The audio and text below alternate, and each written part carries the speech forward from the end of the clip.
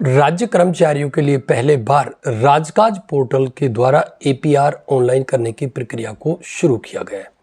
इससे पहले एपीआर शाला दर्पण के स्टाफ विंडो से कर्मचारी स्वयं कर लेते थे, लेकिन राजकाज पोर्टल के प्रारंभ करने के बाद में ये प्रक्रिया थोड़ी जटिल हो गई है। आज इस वीडियो में आपको विस्तार से बताएंगे कि आप अपने मोबाइल के द्वारा अपने एपीआर को ऑनलाइन राजकाज पोर्टल पर किस प्रकार से कर सकते हैं।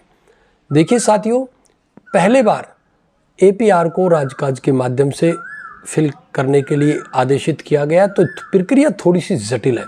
यदि आप इसमें थोड़ी सी भी चूक करेंगे तो आपसे गलती की संभावना बढ़ जाती है।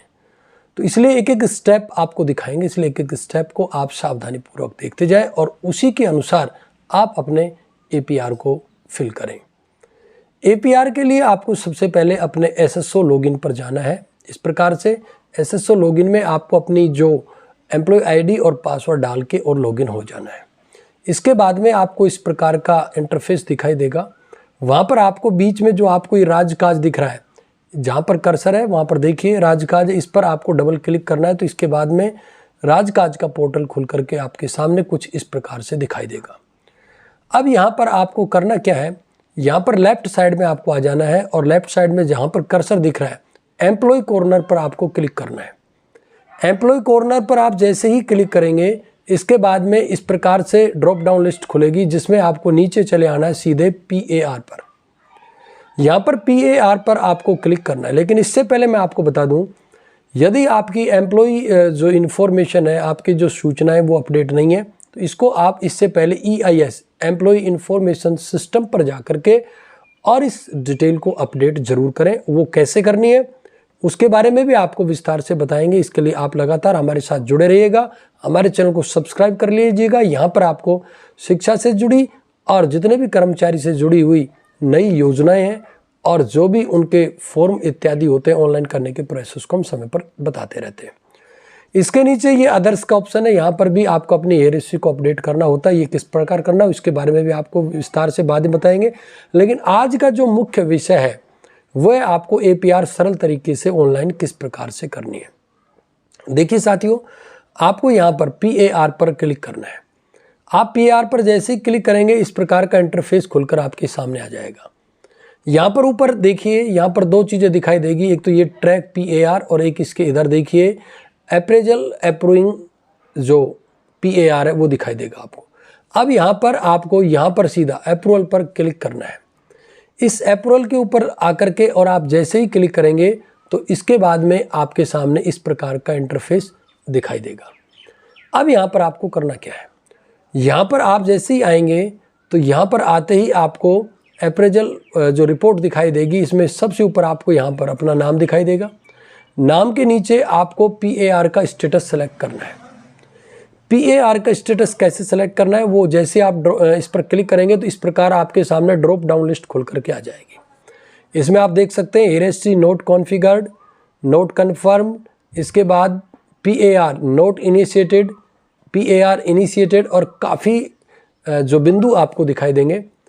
इन बिंदुओं का औचित्य क्या है, इन बिंदुओं के बारे में भी आपको विस्तार से बताएंगे। लेकिन आज सिर्फ इतनी चर्चा कर रहे हैं कि पीएआर की जो स्टेप है मैं थोड़ा सा समझा देता हूं, क्योंकि हमारे बहुत से साथियों के दिमाग में ये बात अभी तक क्लियर नहीं है कि किस स्टेप में किस तरीके से आपको अपना एपीआर या एसीआर भरना है। इसमें सबसे पहले आपको हेयरसी नोट कन्फर्म करना है। ये हेयरसी नोट कन्फर्म जैसे आप कंप्लीट प्रोसेस अपनाओगे सबमिट होगा और इसके बाद ये आपके सीधे डीडीओ के पास चला जाएगा और डीडीओ से सीधा ये जाएगा संस्थापन शाखा या एसीआर शाखा को। एसीआर शाखा में इसकी जो स्टेप है वो क्या है, डीडीओ के बाद में आपका रिव्यूइंग ऑफिसर, इसके बाद एक्सेप्टिंग ऑफिसर और फिर होता है एसीआर शाखा। एसीआर शाखा को जब ये लगेगा कि आपने अपनी सारी हेयरसी जो कंफर्म की है वो सही है, तो इसके बाद में आपके इनबॉक्स में वापस ये एपीआर फिल करने के लिए आ जाएगा। वहाँ पर आपको कंफर्म करने के बाद पूरा एपीआर भरना है और ये फिल करके फिर उसी चैनल से पहले आपके डीडीओ अर्थात आपका जो रिपोर्टिंग ऑफिसर वहाँ जाएगा। रिपोर्टिंग ऑफिसर जैसे ही साइन कर देगा आधार ओटीपी से, इसके बाद ये सीधा आपके रिव्यूइंग ऑफिसर को जाएगा। रिव्यूइंग ऑफिसर से सीधा इंस्पेक्टिंग ऑफिसर, उसके बाद में सीधा ACR शाखा को, और ACR शाखा वापस कर्मचारी के पास भेजेगी कि आपकी जो ACR हो इस प्रकार, इसमें आपको कोई ऑब्जेक्शन है तो आप नोट अप्रूव करके भेजें और अन्यथा ओके करके भेजें। तो इसके बाद आपकी फाइनल प्रक्रिया हो जाती है। इसके बारे में आपसे और विस्तार से चर्चा करेंगे और विस्तार से आपको मैं बताऊंगा, लेकिन फिलहाल आप इतने ही रहें कि आप जैसे ही लॉगिन हो जाएं, लॉगिन होने के बाद में सीधा आप PAR पर आएँ। PAR पर आने के बाद में आपको अप्रूवल रिपोर्ट पर ऐसे क्लिक करना है। अप्रूवल रिपोर्ट में फिलहाल आपको करना है here is note configured, confirm नहीं कॉन्फिगर्ड करना है। कॉन्फिगर करते ही आपके सामने इस प्रकार का इंटरफेस दिखाई देगा। फिर आपको अपना जो जिस ईयर के लिए, जिस सत्र के लिए आप अपना ACR भर रहे हैं वो सत्र सेलेक्ट करें। अब के बारे में बात करें तो 2021-22 सत्र आपको सेलेक्ट कर लेना है। 21-22 जैसे आप सेलेक्ट करेंगे, इसके बाद में डेट ऑटोमेटिक आपके सामने आ जाएगी 1 अप्रैल 2021 से 31 मार्च 2022 तक। यदि इस दौरान आपके DDOs एक से ज़्यादा रहे हैं, आपने आपके DDOs बदलें, तो आप इस डेट को जो हेरेसी नोट कॉन्फ़िगरेशन कर रहे हो, तो ये कॉन्फ़िगरेशन आपको उतने बार ही करना पड़ेगा जितने बार आपको DDOs चेंज हुए हैं। इसके लिए एक शर्त यह है कि कम से कम उस DDOs के अंडर आपके 3 महीने अर्थात 90 दिन होना जरूरी है। जिस DDOs के अंडर आपके 90 दिन हो जाते हैं, आपको उसी DDOs का कॉन्फ़िगरेशन करना जरूरी होगा। ये भी एक ध्यान रखने की यहाँ पर बात है। तो आप ध्यान रखें, मान के चलो आपका 1 अप्रैल से और 30 जून तक का है, तो आप उस 90 दिन की अवधि के DDOs का कॉन्फ़िगरेशन अलग करें और फिर 1 जुलाई से और 31 मार्च तक का जो कॉन्फ़िगरेशन है वो अलग तरीके से करें। इसी प्रकार आपको अलग अलग DDOs में इस प्रकार से कॉन्फ़िगरेशन करना है। जैसे ही ये डेट आप सेलेक्ट कर लें, इसके बाद में आपको सर्च बॉक्स पर क्लिक करना है। सर्च बॉक्स पर आप जैसे ही क्लिक करेंगे तो आपके सामने कुछ इस प्रकार का इंटरफेस खुल करके दिखाई देगा, जिसमें आपको यहाँ पर अपना नाम, कर्सर देखते रहिए, नाम के आगे आपका पोस्ट जो भी है वो आ जाएगी और यहाँ पर लिखा आएगा here is note configured. Here is note configured ये दिखाई देना चाहिए और एम्प्लॉय ID वगैरह आपकी सब कुछ इस प्रकार से ब्लू पट्टी में जो दिख रहा है प्रदर्शित होगा। इसके बाद आपको क्रिएट न्यू हेरेसी इस बटन के ऊपर क्लिक करना है। क्रिएट न्यू हेरेसी, आपको अपनी नई हेरेसी क्रिएट करनी है। तो इसके लिए जैसे ही सर्च बॉक्स पर क्लिक करेंगे, इस प्रकार का इंटरफेस खुलकर आपके सामने दिखाई देगा। अब इसमें करना क्या है वो आप देखते जाइए। जैसे आप ये करेंगे, इसके बाद इस प्रकार का इंटरफेस खुल के आएगा। अब यहाँ पर देखिए रिपोर्टिंग अथॉरिटी, रिव्यूइंग अथॉरिटी और एक्सपेक्टिंग अथॉरिटी और मार्क टू अथॉरिटी, ये चीज़ें आपको अपनी कंफर्म करनी है और इन्हीं का कॉन्फ़िगरेशन कराना है। अब यहाँ पर आपको जो ये सर्च बॉक्स बटन दिखाई दे रहा है, ये जहाँ पर कर्सर है, उस सर्च बटन के ऊपर आपको क्लिक करना है। क्लिक करते ही इस प्रकार का इस इंटरफेस, ये विंडो आपके सामने आ जाएगी। इस विंडो के खुलते ही अब आपको यहाँ पर ऊपर देखिए ये 3 ब्लू बटन है, इसके आगे ये ग्रीन बटन दिख रहा है, ये ऑल का है। इस ऑल बटन के ऊपर आपको क्लिक करना है। ऑल बटन पे आप जैसे ही क्लिक करेंगे, इस प्रकार का विंडो वापस खुल के आपके सामने आएगा। अब यहाँ पर आपको सबसे पहले, क्योंकि आप अभी फ़िलहाल अपने पहले अर्थात रिपोर्टिंग ऑफिसर का कॉन्फ़िगरेशन कर रहे हैं, तो सबसे पहले अपने रिपोर्टिंग ऑफिसर अर्थात जो आपका DDO है, उस DDOs के नाम के को सर्च करना है। नाम आप यहाँ पर एम्प्लॉय नेम जो है अपने DDO का नाम डालेंगे, जो भी होगा नाम जैसे आप डालेंगे, तो इसके बाद बाहर बॉक्स पर आप क्लिक करते ही आपका जो DDO है उसका नाम आ जाएगा। उस पर क्लिक करते ही ऑटोमेटिक उसकी सारी चीज़ें यहाँ पर फिल हो जाएगी। और इसके बाद में आप जैसे ही सर्च करेंगे तो आपका जो DDOs का नाम है वो यहाँ पर इस प्रकार से जो ये कर्सर दिख रहा है यहाँ पर दिख जाएगा, उसका नाम आ जाएगा। उसका नाम के आगे उसका पद, जैसे प्रिंसिपल है तो प्रिंसिपल, और उसकी जो डिपार्टमेंट है वो आपको दिखाई दे जाएगा। अब यहाँ पर आपको क्या करना है, ये जो आगे ये दिख रहा है बॉक्स, इस बॉक्स को क्लिक करते ही ये फिल हो जाएगा। उसके बाद फिर आपको सीधा नीचे आना है यहाँ प्रोसीड पे, और इस प्रोसीड पे आकर के और आप इस प्रोसीड को दबाएंगे, तो प्रोसीड को दबाते ही इस प्रकार की विंडो आपके सामने आएगी जो कन्फर्मेशन के लिए बोलेगी आपसे, और आप जैसे ही कन्फर्म कर दोगे तो आपका जो DDO है वो कॉन्फ़िगर हो जाएगा। DDO के कॉन्फ़िगर होते ही अब आपको जो आपकी अगली अथॉरिटी है, अगली अथॉरिटी जैसे मान के चलो आपका अगला जो रिव्यूइंग ऑफिसर है उसका नाम इसी प्रकार से डालेंगे यहाँ ऊपर कॉलम में, और नाम डाल के और बाहर क्लिक करेंगे तो नाम उसका कंप्लीट आ जाएगा। और यहाँ सर्च करेंगे तो नीचे बॉक्स में दिखाई दे जाएगा। बॉक्स में दिखाई देती है आपको उस प्रकार से उसको सेलेक्ट करके और नीचे proceed add to prefer list में उसको कर देना है। ऐड टू प्रेफर लिस्ट में करते ही इसी प्रकार से आपका जो अगला एक्सपेक्टिंग ऑफिसर है, जो डायरेक्टर होगा फर्स्ट ग्रेड के मामले में, सेकंड ग्रेड में आपका ज्वाइंट डायरेक्टर और थर्ड ग्रेड के मामले में आपका डीओ जो हेडक्वार्टर होता है वो होता है। तो ये जैसे ही करेंगे तो आपको आपके ये तीनों नाम आपके जो प्रीफर लिस्ट है उसमें इस प्रकार से दिखाई देंगे। प्रीफर लिस्ट में आपके तीनों नाम इस प्रकार दिखाई देंगे। सबसे पहले रिपोर्टिंग ऑफिसर, इसके बाद रिव्यूइंग ऑफिसर और तीसरे नंबर पर आपका एक्सपेक्टिंग ऑफिसर। किस पद के लिए कौन कौन रिपोर्टिंग ऑफिसर होंगे, कौन रिव्यूइंग ऑफिसर होंगे और कौन इस पद के लिए आपके एक्सपेक्टिंग ऑफिसर होंगे, इसकी लिस्ट मैं हमारे चैनल जो टेलीग्राम चैनल उस पर उपलब्ध करा दूंगा।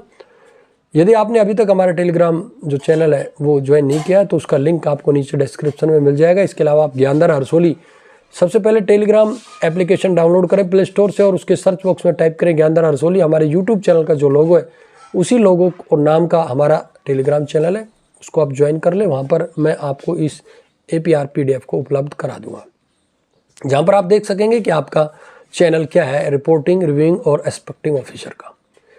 जब इस प्रकार से आपकी तीनों अथॉरिटी आ जाए तो आप अपनी प्रीफर लिस्ट में से एक एक को यहाँ चूज करते जाए और नीचे प्रोसीड करते जाए।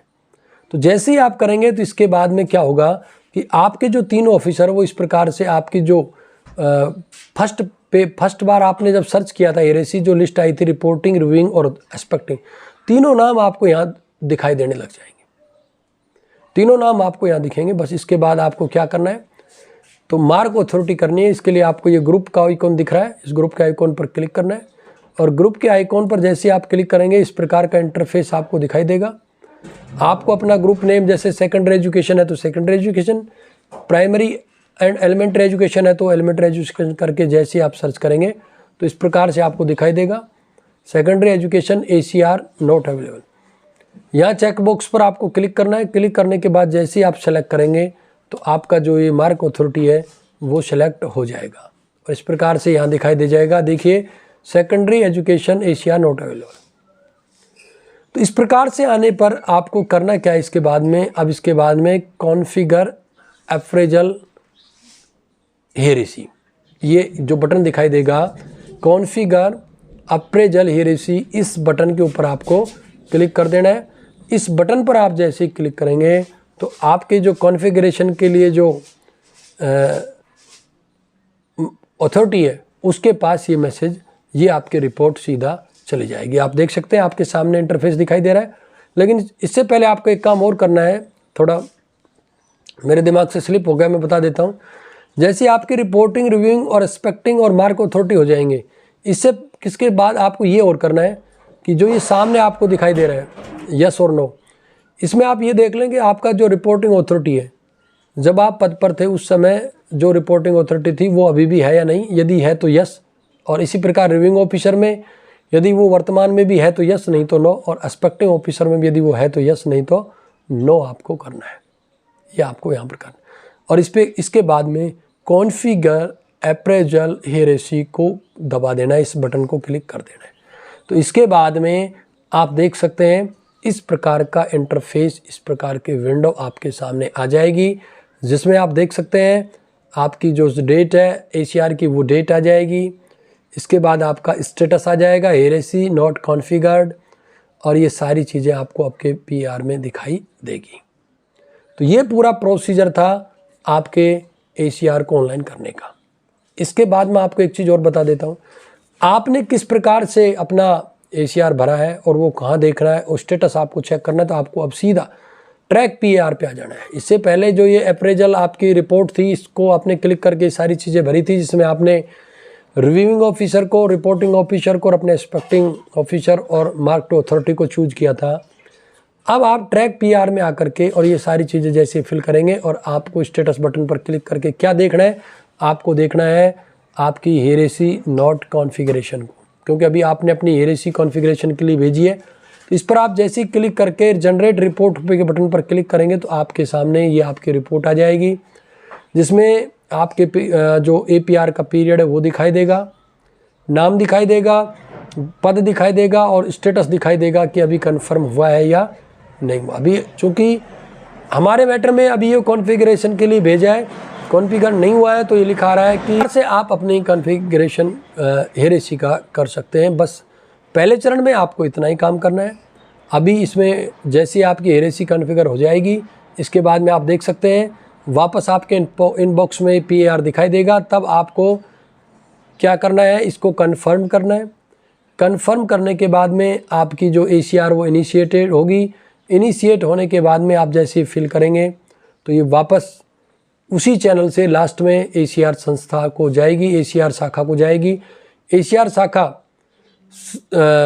उसी चैनल से जाने के बाद आपको आपकी रिव्यू के लिए भेजेगी कि आपका ACR इस प्रकार का है। तो फिर यदि आपको लगता है कि आपका ACR सही नहीं है या आपकी जो कॉन्फ़िगरेशन सही नहीं है तो आप इसको वापस भी भेज सकते हैं ACR शाखा को। ये सारे चैनल हैं, ये आप देख सकते हैं। इनके बारे में भी आपसे, अब चूँकि वीडियो काफ़ी बड़ी हो चुकी है, अगली वीडियो में बिंदुवार आपसे इसके बारे में चर्चा करेंगे, बताएंगे। लेकिन फ़िलहाल आपको इतना ही काम करना है। आपको अपनी हेरेसी को कॉन्फ़िगर करना है। आपकी हेरेसी जैसे ही कॉन्फ़िगर हो जाएगी, इसके बाद आपको इनबॉक्स में आपकी ACR भरने के लिए आएगी।